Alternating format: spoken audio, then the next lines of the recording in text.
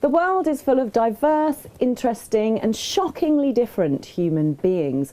The paths we walk are completely unique and our experience of life varies immensely. Some of us are born into lives of love and abundance, whereas others are thrust into a world of poverty and pain. But a good start doesn't always mean a good finish, and a bad start doesn't have to shape your future. In this series, we're taking a journey across the UK, and the people we will speak to have not only learned how to weather a storm, but through courage and strength have certainly learnt how to dance in the rain. Today, Donna's off to Boreham Wood to meet with author and film producer Jason Cook, who managed to turn a life of drugs, crime and prison into a life of motivational speaking and helping others. Thank you for talking to us, Jason, and sharing your story and your journey. I think it'll be such an interesting and it's such an inspirational story the way things have turned out for you now. Thank you. But I think if let's start from the very beginning, how you first got involved in the drugs world. You was age 11, wasn't you? Yeah, that's right.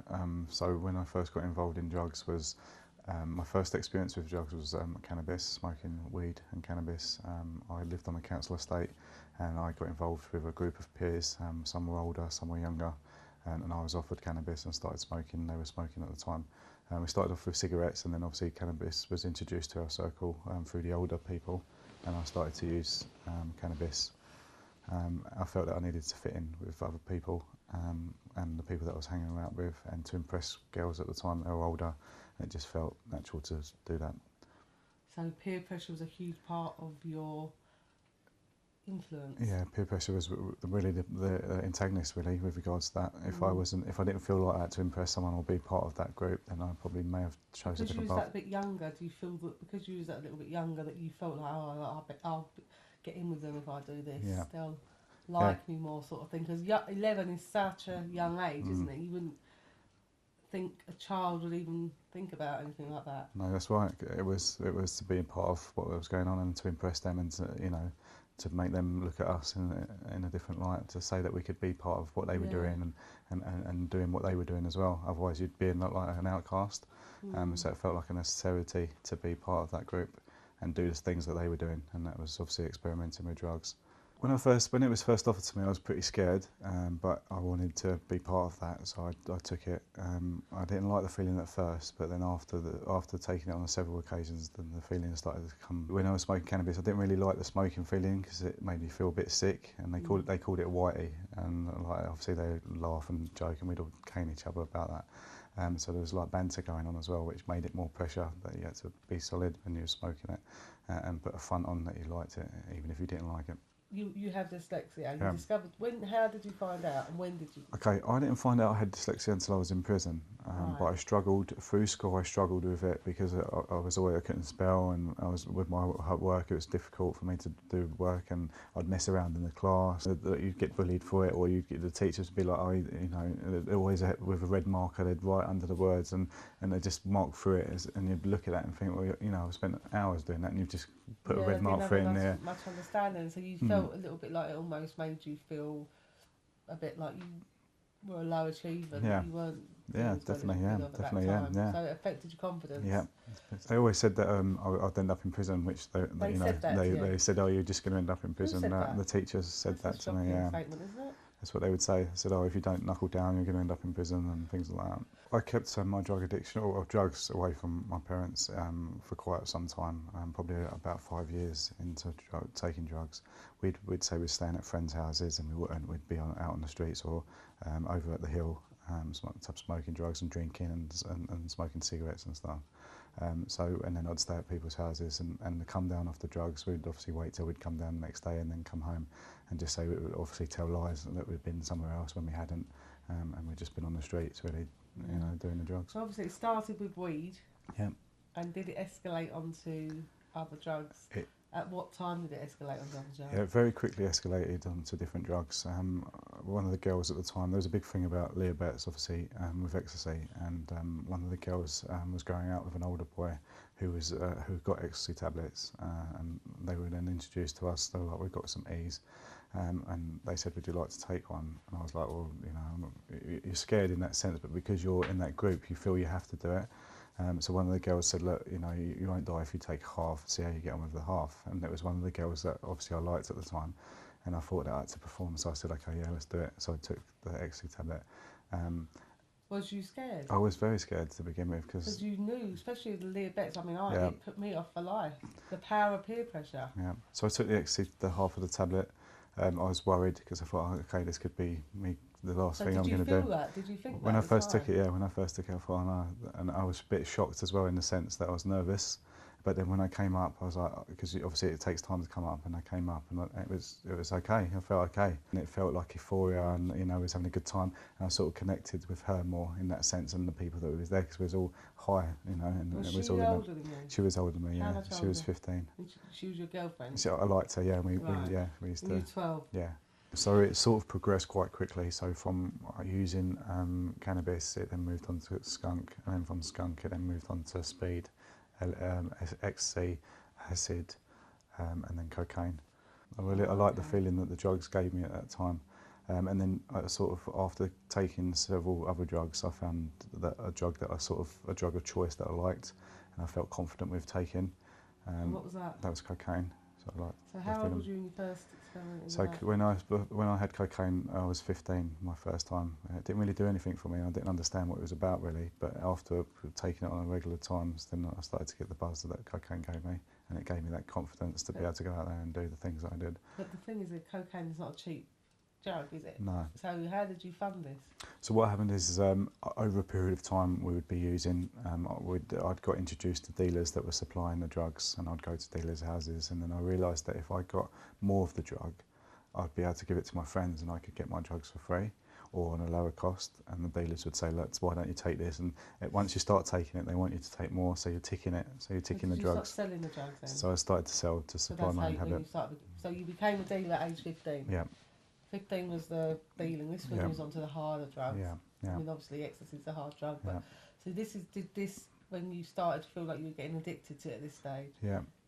So I got addicted to the whole ethos and lifestyle of it, going and collecting the drugs, and you know that it was like a mutual respect from the peers, because you'd be the one now that was in control. You had the drugs, and you were selling the drugs, you was getting the money, and I always wanted the stuff that everyone else had, like the nice trainers and the nice clothes.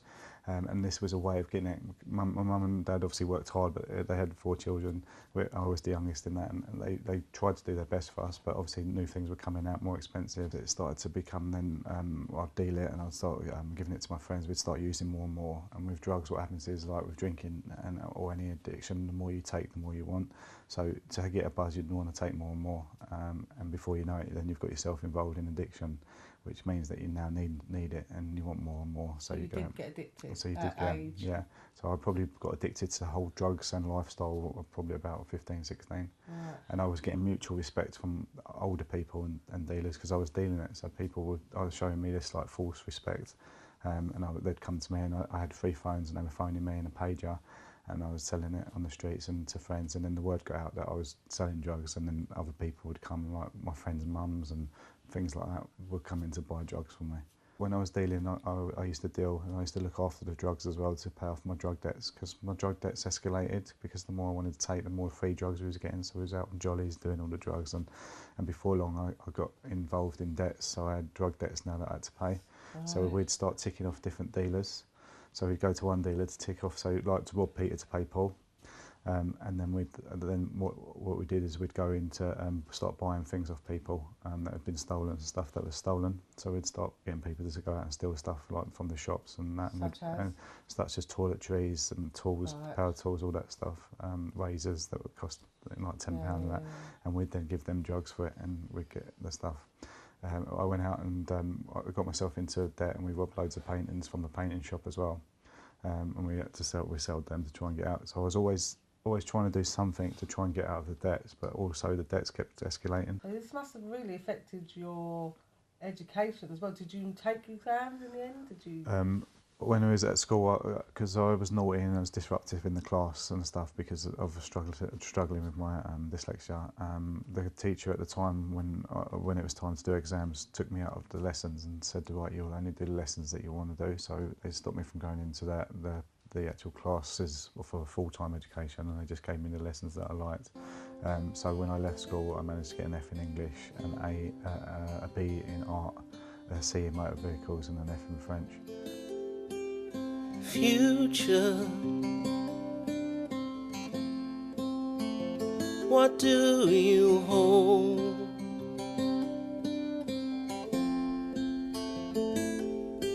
I got left behind somehow, but I anticipate now that soon it is all gonna change. 'Cause it's nature's way that the tide will turn. Okay, so that was quite a bad time. Obviously, you got to a point in the drug world where you were, knocking on people's doors and threatening them at gunpoint, was it? Well, sometimes it was gunpoint, sometimes it was with bats, knives.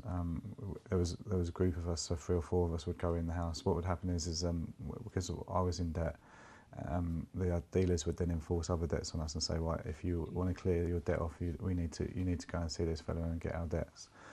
So that meant going into people's houses, knocking on the door, kicking the door off, going in there and threatening them and threatening them. Did you ever hurt anyone? I hurt a couple of people, yeah.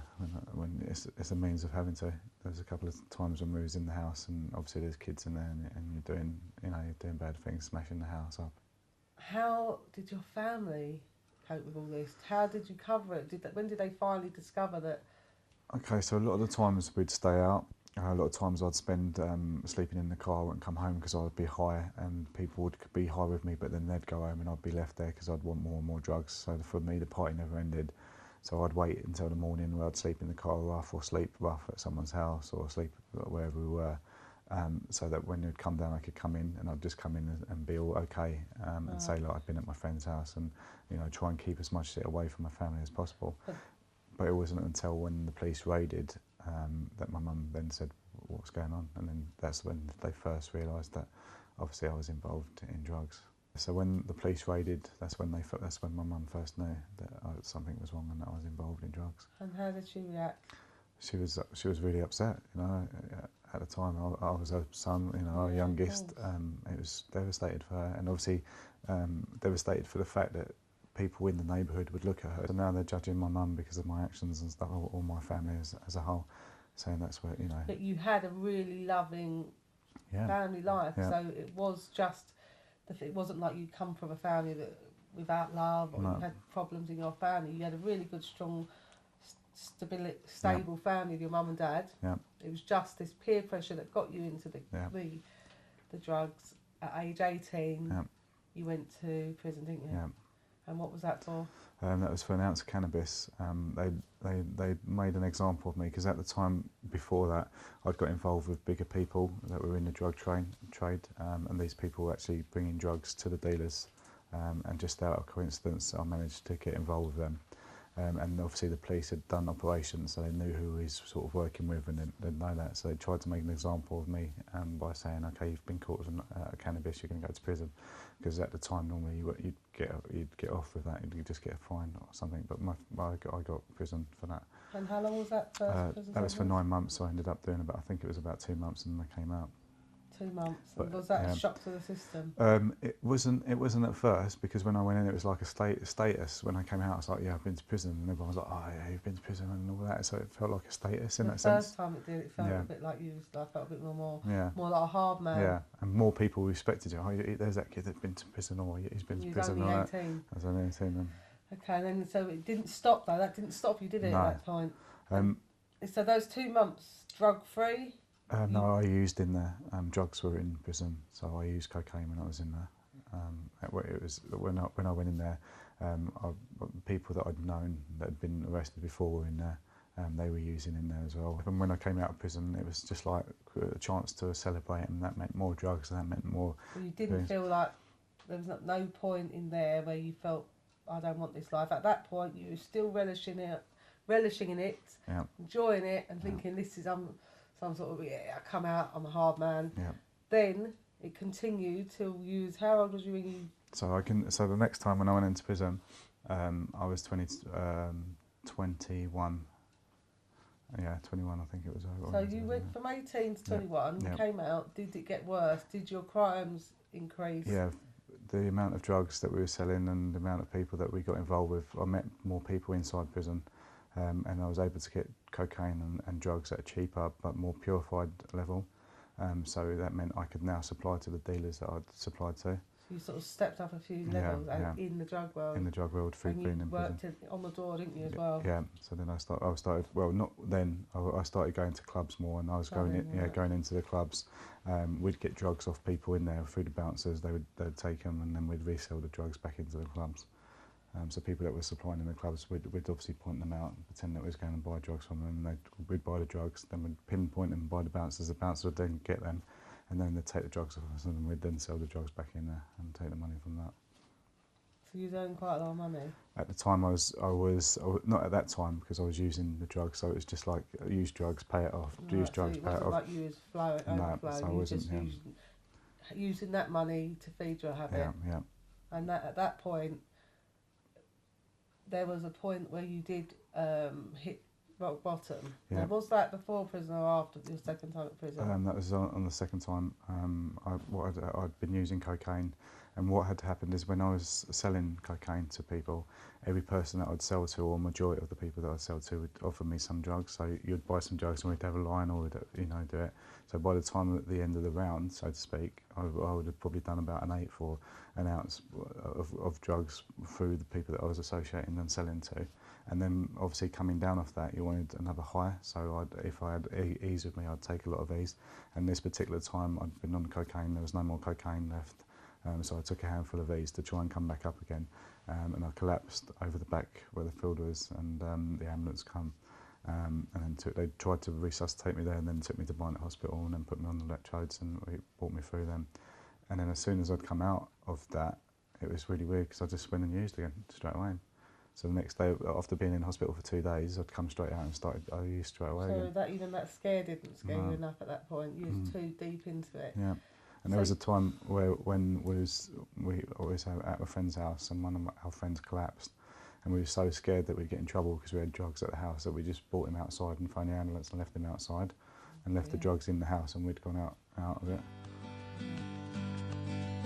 I've been cut so many times I don't know how to feel, but in my heart I know I have the will to take me on this chosen path. You know I love you so, and I've learned there's only one way I can go, and I'll be waiting there for you.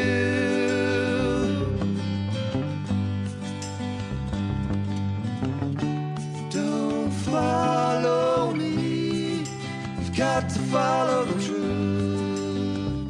So what would happen is, when after taking a lot of cocaine, you start coming down, and it starts making you depressed, and you start feeling depressed.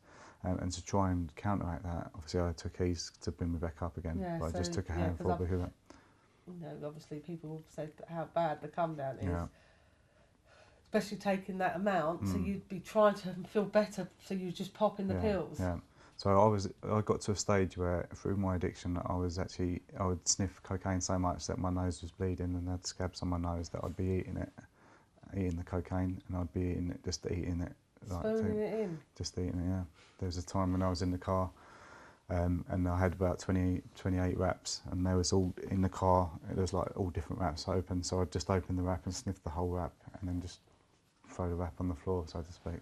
Gosh, I mean, it sounds impossible to be able to just have that amount, and that's what the scary thing is, and that your body took so much. Yeah. So you, I know that you say you had that overdose once, and it happened again, didn't it? And yeah. so, how did that happen the second time? Was that accidental? Yeah, so at the second time, it was more of a drug psychosis overdose. I'd been taking so much that I lost in touch with reality, and I was looking for things, and I thought the cameras were filming me, and I was being bugged, and everything was in the car that the police were following me. So it was like a psychosis overdose, and my heart was really racing, and I lost touch with reality for a sense. And the police come, and they put me in the van, and they were watching me and doing monitoring. And while I was in the van, I was looking out at the police car, saying to the police, "Oh, the police are following me." Looking back at that now, it's quite a scary time, because you lose touch with reality in the sense where you don't know what's going on around you, you don't trust anyone, you know, you're seeing things, you're blacking out, you know, you're paranoid, scared, you don't want to drink water or anything because you think someone's done something to it. And you just lose total touch with reality in that sense. From the age of 15 all the way up till I went to prison for the second time, I'd used every day. Right, So there was no break. Yeah, no break. And if there was a break, it would be a mixed addiction from either cocaine to ecstasy tablets or something else. I was charged for a possession with intent to supply Class A drugs. And you was in prison for how long? So the judge wanted to give me 8 years concurrent. So what that means is you get the 8 years, but they run it concurrently with the other. So I ended up doing 4 year, 1 month. And normally, if you get, at the time, when the prison sentences were being held out, if you did 4 years, you'd get half, so you'd only have to serve 2. But they said because of the ferocity of my conviction, what they convicted me with and the stuff that I had, that he wanted to give me the extra month, so that I would do the actual 4 years. So you went back into prison for 4 years. That's a long time. Yeah. How did you cope? Well, when I went into prison, obviously I was taken straight from the streets, so I was still using. So I went into prison, obviously still intoxicated in drugs. It took 6 months to actually get that clear process of being clean from drugs, physically, mentally, to sustain my own sobriety, really. While I was in there, I was offered to go onto a drug-free wing by one of the prison officers, and they said to me, you know, you're in prison for drugs, isn't it? I said, yeah. They said, would you like to change and go into a better cell, go into a place where you could have counselling, go into the STEP programme and try and get yourself off drugs, otherwise you're just going to keep going into prison each time. So after doing, they give you tests, so they give you piss tests, that's what they call it, P tests, in there, and you have to pee in a cup, and it tells you if you've been on drugs and that. So after a certain time, they monitored how clean I was getting, so they then said that when I was clean I could go onto this environment. It was a clean environment, everyone's not using on there, it's people that want to get off drugs. When I was in prison the second time, I was in prison with other drug users, heroin users and stuff like that, and I'd seen them I was actually in the room while they were clucking for their drugs, turning on the lights, scratching their cells because they need buzzing, trying to get drugs swung down to them because they need it, digging their cells and that with all the sores on their arms and stuff like that. And I just thought, I need to get away from this. And I was in that environment with them clucking. It was hard for them as well as me to see them going through that, you know. So I said to myself, I've really got to get out of this, get myself together. And obviously I had the chance of seeing my daughter again, if I could get clean and get away from this sort of life. Sometimes you can't escape the dark. You just can't see inside the night. But inside you there's a spark. At the end of the tunnel there's a light. It's all about that ray of hope, those changes that you desire can give you the strength to cope, the courage to never tire. I wrote about it, and the prison officer, one of the prison officers there at the time said, "Wow, you've been really honest about this." And I said, "Well, that's part of the recovery, isn't it?" And they said, "Yeah, it is part of the recovery."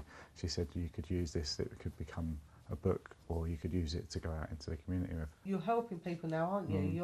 You actually go into schools and talk to people about your experience to help them not go down that road. So How did you get into that? So when I came out of prison, I had the books. So obviously she said it'd be good as a book, so we wrote it as a book, and it came out. And yeah, you wrote the book. Yeah. Which one's your first one? Yeah, There's No Room for Jugglers in My Circus, which was this one, was written half in prison and half when I came out. And the community first got it, and one of the community workers said, I've read your book, it's really good, I think you should come and do some talks. And I was thinking, oh, I don't want to do any talks, I don't want to see anyone, because these are people that I'd gone into people's houses, I've stolen from, or I've given drugs to, or I've lied to, or I've hurt. And they said, well, you know, it's part of recovery, you really need to do this for yourself as well as for us. And I said, okay.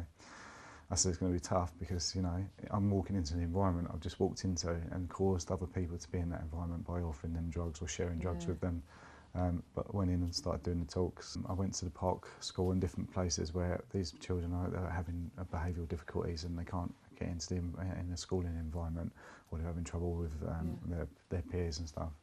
So I go in there and we have like a group session where they're all sat around and I listen to their stories and we bounce stories against each other and we just talk about obviously my life. They ask questions. It's really weird because when you first go in there, everyone's sitting there and they don't want to talk, and then by the end of it they're asking questions and going, oh yeah, I do drugs, or my friend Billy does drugs, or this so person.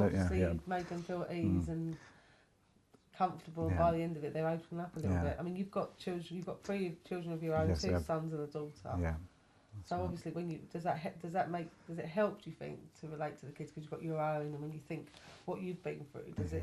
That's another reason of why I sort of, when I came out the second time as well, because I had obviously my daughter a chance to now build a future with my daughter.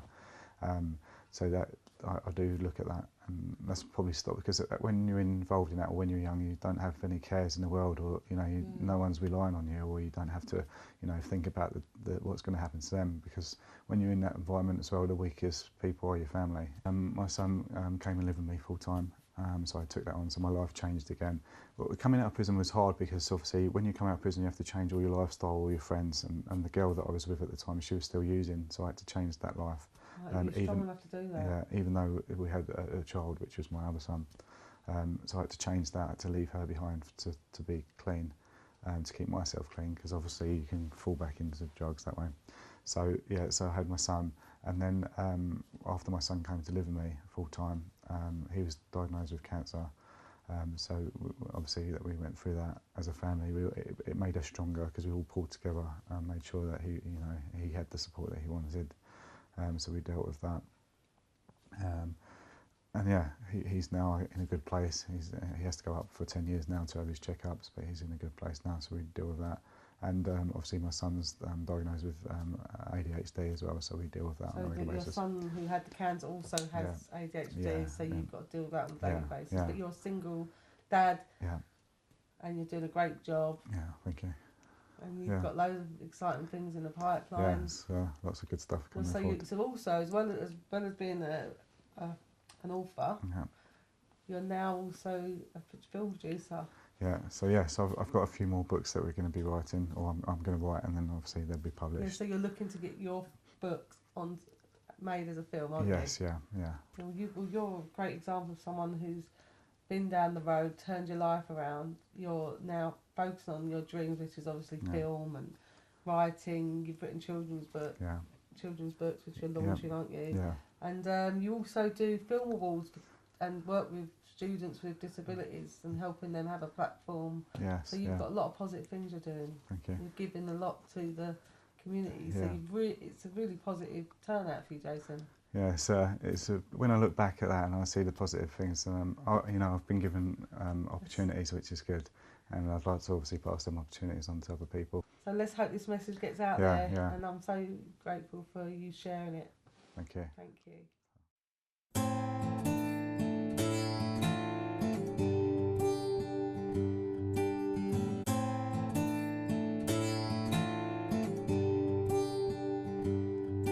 Sometimes life can be so cruel. You feel so small and out of touch.